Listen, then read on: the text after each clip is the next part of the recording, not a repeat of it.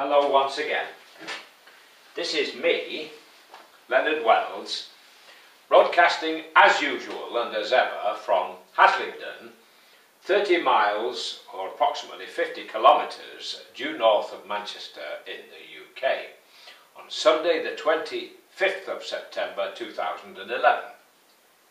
This is a continuation of my series, The United States of Europe, which is my dream. And we're looking alphabetically at the 27 countries which comprise the EU as of today. And today we're going to look at Ireland. It's had a long, interesting, unusual, rebellious kind of history, and the Irish people have emigrated all over the world, including to our country, and it's played a big part in the history of the United Kingdom.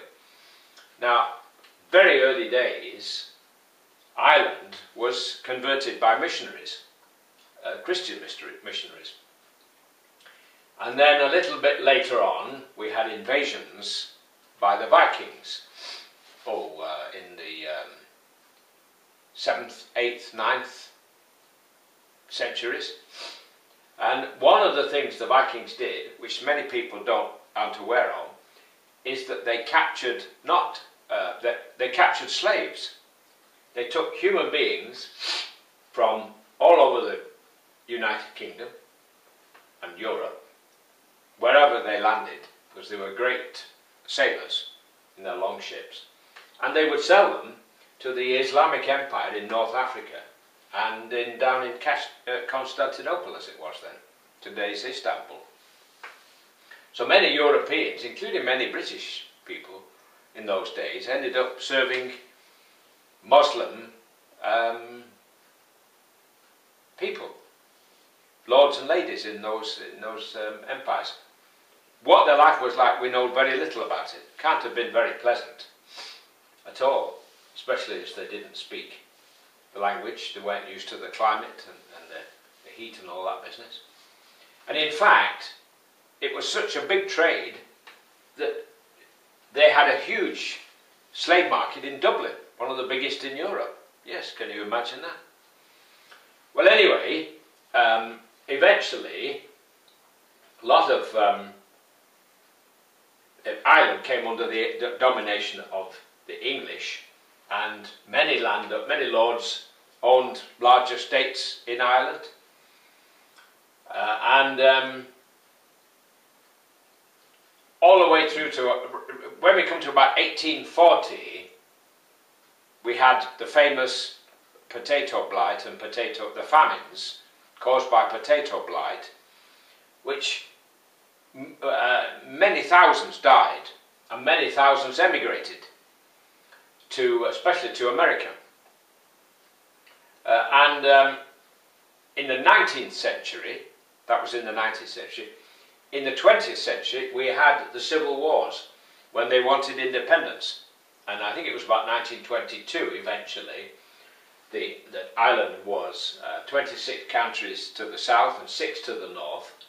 The 6 in the north remained loyal to the British, while the remainder in the south formed the Republic of Ireland. In Irish it's called Éire, and they went their separate way. Although we have always retained this open border between Ireland and the UK. You never needed a passport to go to Ireland and vice versa. Now, along came the common market, and Ireland joined, as did the UK. And because the UK wouldn't join Schengen, Ireland, the Éire, would not join for similar reasons. But Ireland did join the Euro, and it had a tremendous boom in the early years of the 21st century. Huge property boom fueled by the banks who were lending money as if there was no tomorrow. Similar to the property boom we had, only probably even bigger a boom, and it all went belly up.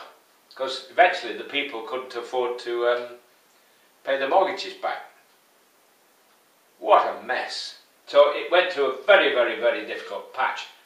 And 10%, it lost 10% of its GDP in 1 year. Its economy dropped by 10%, statistically. Precisely what that means in day-to-day lives is difficult to appreciate. But Ireland is still suffering from the banking crash as well in 2007-8.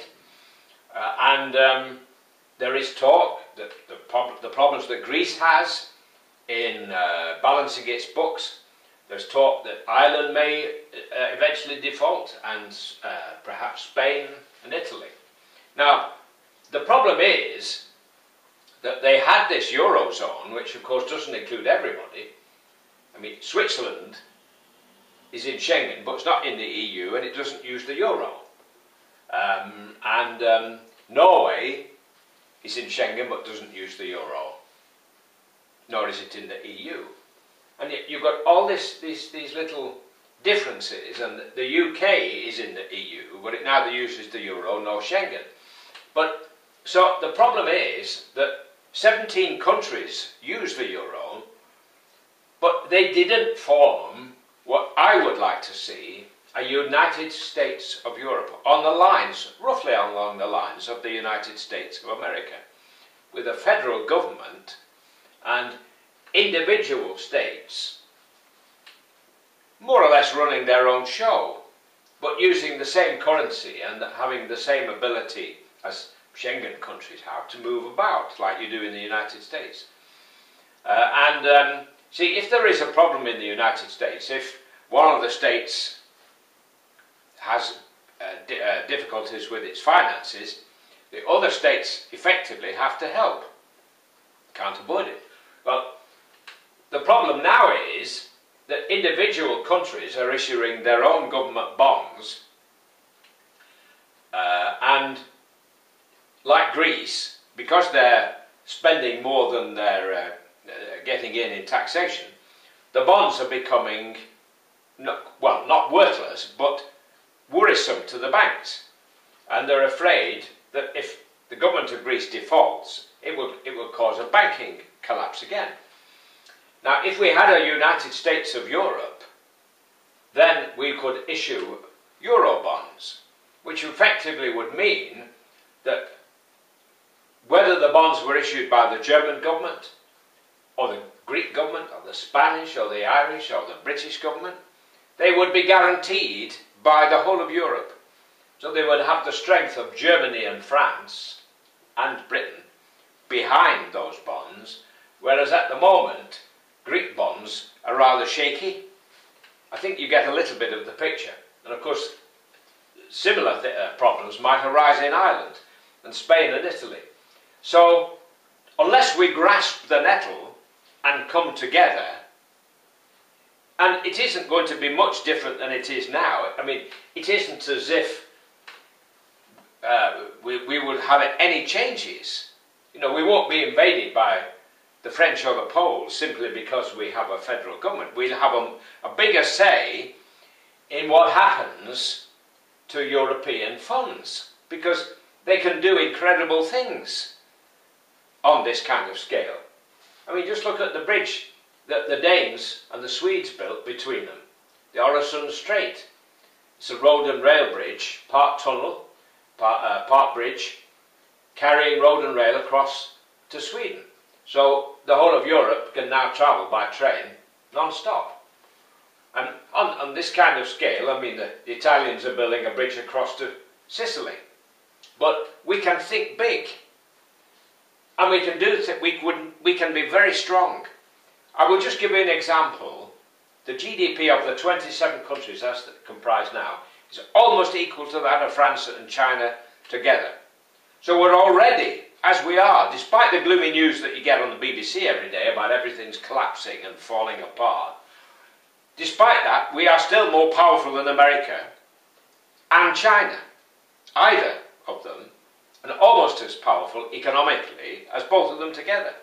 So just think, if we come together properly, if we bring Norway and Switzerland in, and Turkey, and maybe even the Ukraine, and the rest of the Balkan states, how strong we really could be. We would be the strongest force on the planet Earth, with all our brains and all our abilities.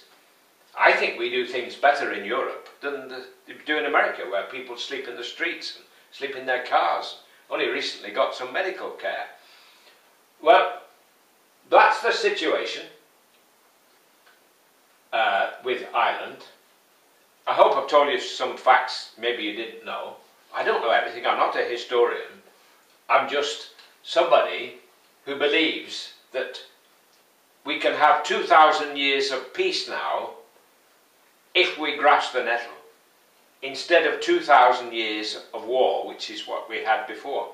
You go to almost any city in Europe, and somewhere you'll find a statue of a man on a horse with a sword of some description, or a soldier with a bayonet, with a gun with a bayonet on. And it's all looking back to the past. Well, I want to look forward to a big, big future, a bright economic future, as Churchill referred to it, broad, sunlit uplands. I'm going to close now, otherwise I'll be here till Christmas and you'll be falling asleep. So God bless, while it's still legal in the UK to say God bless. Take care. Bye for now.